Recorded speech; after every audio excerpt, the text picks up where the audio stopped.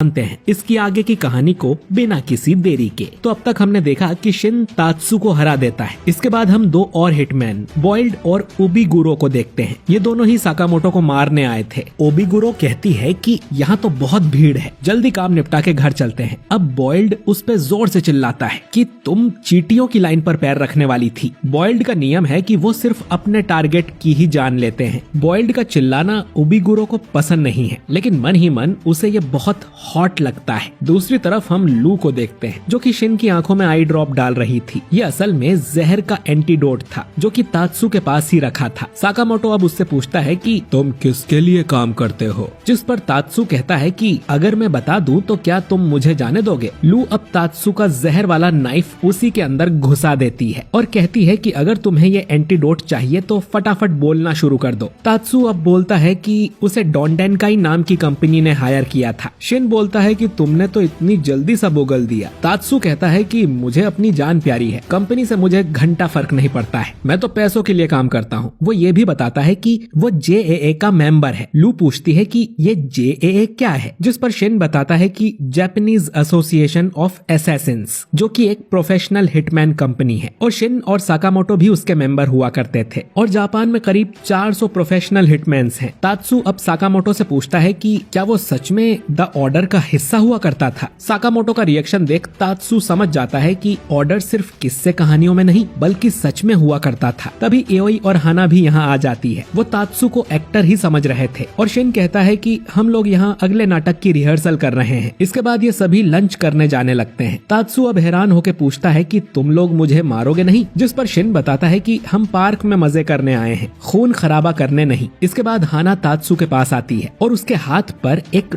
बैंडेड लगा देती है और कहती है कि उसने बहुत अच्छा नाटक किया था और बाय बाय बोलकर चली जाती है। तात्सु अब अपनी रस्सियां काट लेता है और सोचता है कि ये लोग पागल हैं क्या। खैर, उसका अब इन्हें मारने का मन नहीं था। रोलर कोस्टर पर एक और राइड लेकर वो अपने घर चला जाएगा। खाना खाते समय शिन बताता है कि एंटीडोट की वजह से उसे चक्कर आ रहे हैं और अब वो पूरे दिन किसी का भी माइंड नहीं पढ़ पाएगा। लू अब साकामोटो से कहती है कि हमें घर चलना चाहिए। तभी एओई यहाँ आ जाती है और बोलती है कि आज आप तीनों अजीब बिहेव कर रहे हैं। वो कुछ छुपा तो नहीं रहे, जो सुनकर तीनों डर जाते हैं। इधर बाथरूम में तात्सु को बॉइल्ड और ओबिगुरो मिल जाते हैं और ओबिगुरो उसे पकड़कर उसके ऊपर बैठ जाती है, जिस पर बॉइल्ड चिल्लाकर उससे कहता है कि तुम एक अच्छी लड़की हो, ऐसे टांगे फैला कर मत बैठो। वो तात्सु को बताते हैं कि वो भी यहाँ साकामोटो को मारने आए हैं। ओबिगुरो ने लेजेंड साकामोटो का सिर्फ नाम ही सुना था और वो उससे मिलने के लिए बहुत एक्साइटेड थी। साकामोटो की बात से बॉइल्ड के चेहरे पर लगे स्कार में खुजली होने लगती है। ओबिगुरो पूछती है कि क्या उसे यह स्कार साकामोटो ने दिया था। बॉइल्ड कहता है कि नहीं, ये तो मैं गिर गया था उसका है। ये दोनों भले ही मजाकिया लग रहे थे, लेकिन तात्सु जानता है कि ये कितने खतरनाक हैं। 2 साल पहले बैल्कन इंसिडेंट में इन्होंने करीब 200 लोगों को मार दिया था। ये मार्शल आर्ट्स के मास्टर हैं और इन्हें डोंडेनकाई के पावर कपल भी कहा जाता है। इन दोनों के सामने साकामोटो और शिन नहीं टिक पाएंगे। इधर साकामोटो और बाकी लोग कहते हैं कि हम कुछ नहीं छुपा रहे, बल्कि हमें तो बहुत मजा आ रहा है। इसके बाद ये लोग कुछ और राइड्स एंजॉय करते हैं। ये लोग खुली और भीड़ वाली जगह में थे, तो यहाँ किसी का मर्डर करना बहुत मुश्किल है। एओई कहती है कि अब हम हॉन्टेड हाउस में जाएंगे, जो देख तीनों डर जाते हैं क्योंकि मर्डर करने के लिए इससे अच्छी जगह हो ही नहीं सकती। ये लोग अंदर जाते हैं। लू को यहाँ कुछ ज्यादा ही डर लग रहा था, तो वो एक बोतल निकाल के उसमें से दवा पीने लगती है। वहीं बॉइल्ड और ओबिगुरो सीसीटीवी वाले रूम में बैठकर इन्हें देख रहे थे। इस हॉन्टेड हाउस में कई लोग भूत बन के खड़े थे। इन पर एक ज़ॉम्बी हमला करता है जो कि असल में हिटमैन था। साकामोटो डरने का नाटक करके तुरंत उसकी धुलाई कर देता है। उसके कपड़े में इन्हें हिटमैन लाइसेंस भी मिलता है। ओबिगुरो साकामोटो से लड़ने के लिए बहुत एक्साइटेड थी, लेकिन वो जानती है कि साकामोटो बॉइल्ड का पुराना दोस्त है, तो उससे वो ही लड़ेगा। बॉइल्ड अब एक बोतल गटक जाता है और कहता है कि वो मेरा दोस्त नहीं है।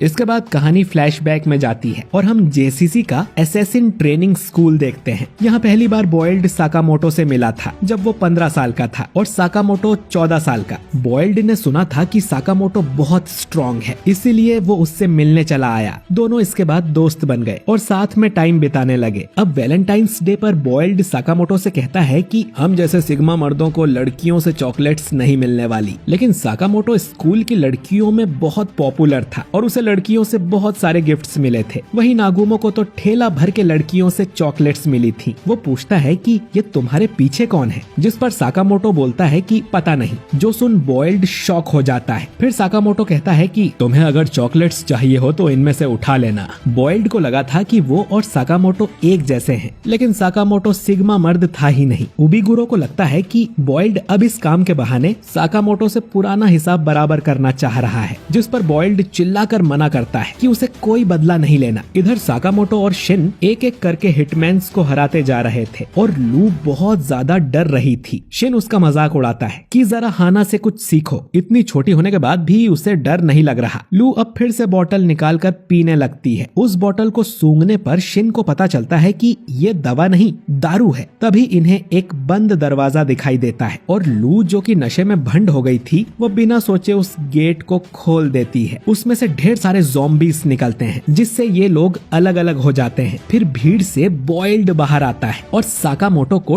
टक्कर मारता है, जिससे वो दीवार तोड़ के दूर जाके गिरता है। साकामोटो उस पर एक आईडी कार्ड फेंक कर मारता है, जिससे बॉइल्ड बच जाता है और साकामोटो से पूछता है कि क्या मैं तुम्हें याद हूँ? साकामोटो बोलता है कि नहीं, मेरी फैमिली कहाँ है? बॉइल्ड कहता है कि आज के बाद तुम जरूर मुझे याद करोगे। इतना कहते हुए उसे आंसू आ जाता है। दूसरी तरफ एओई और हाना बेहोश हो गई थी और शिन को मारने उबिगुरो यहाँ आ जाती है, लेकिन नशे में भंड लू तुरंत ही उसके मुंह पर लात मार देती है। वो बिल्कुल एक ड्रंकन कुंफू मास्टर लग रही थी। इधर बॉइल्ड फिर से पूछता है कि मैं तुम्हें सच में याद नहीं? साकामोटो फिर से मना करता है तो बॉइल्ड कहता है कि मुझे भी तुम थोड़े ही याद हो और तुम्हारी फैमिली खो गई है तो खुद ढूंढ लो। साकामोटो अब गुस्से में उसे मारने आता है, लेकिन बॉइल्ड साकामोटो के मुंह पर एक बॉम्ब फेंक के मारता है। साकामोटो अब उसे लात मारता है तो बॉइल्ड उससे भी बच जाता है और कई सारे बॉम्ब्स साकामोटो की तरफ फेंकता है। इसके बाद वो साकामोटो को एक जोरदार पंच मारता है, जिसकी आवाज दूसरी तरफ उबिगुरो को भी आती है। लू फिर उसे पंच मारने जाती है, लेकिन उबिगुरो उसका पंच पकड़ लेती है और फिर लू के बाल पकड़कर उससे कहती है कि तुम्हें इससे बेटर करना होगा। इसके बाद वो कहती है कि वो एक झटके में लू और शिन को मार सकती है, लेकिन उसमें वो मजा कहाँ। अब उसके आदमी शिन को पकड़कर बांध देते हैं और एक चेन सॉ चालू करते हैं। उबिगुरो कहती है कि कई लोग फटी में ही अपनी असली ताकत दिखाते हैं। अब लू को हर 10 सेकंड में एक बार उबिगुरो को टच करना होगा। अगर वो ऐसा नहीं कर पाई तो शिन के टुकड़े कर दिए जाएंगे। अब लू रोते हुए कहती है कि मुझसे तो ये नहीं हो पाएगा, शिन तुम्हारे तो लग गए। इधर बॉइल्ड साकामोटो से कहता है कि तुम 5 साल से रिटायर हो और उन दोनों के एक्सपीरियंस में 5 साल का गैप है, इसीलिए साकामोटो कमजोर पड़ गया। साकामोटो फिर से उसे पंच मारने की कोशिश करता है तो बॉइल्ड उसके मुंह पर फिर से बॉम्ब फोड़ देता है। उसके बॉम्ब्स किसी रबर की बॉल की तरह बाउंस कर रहे थे। बॉइल्ड कहता है कि मेरे सुपर बॉल बॉम्ब्स और रॉकेट डायनामिक पंच के सामने तुम नहीं टिक पाओगे। वो उसे कितनी भी दूरी और एंगल से मार सकता है, लेकिन साकामोटो इसके बारे में भी भूल गया होगा। अब साकामोटो को याद आता है जब बॉइल्ड ने उसे और नागुमो को बताया था कि उसने एक ग्लव बनाया है जिसमें वो डायनामाइट डालता है और उसके धमाके से उसके पंच की स्पीड बहुत ज्यादा बढ़ जाती है। इसका नाम उसने रॉकेट डायनामाइट पंच रखा था। वो अपनी सुपर बॉल्स के बारे में भी बताने लगता है और साकामोटो मन में सोच रहा था कि ये क्या फुद्दू नाम है। तभी साकामोटो की नजर उसके बॉम्ब्स की केमिकल कंपोजिशन पर पड़ती है। बॉइल्ड अब साकामोटो की धुलाई करते हुए कहता है कि वो उसके जैसा बनना चाहता था। तुम्हारे सारे मिशन कमाल के होते थे, लड़कियां तुम्हें चॉकलेट देती थी और अब जरा अपनी हालत देखो, तुम कमजोर हो गए हो, अपनी फैमिली को भी प्रोटेक्ट नहीं कर सकते। इतना कह के वो साकामोटो को एक जोरदार मुक्का मारता है, जिससे साकामोटो बहुत दूर जाके गिरता है। इसके बाद वो अपनी सिगरेट पीने लगता है, लेकिन तभी उसे बहुत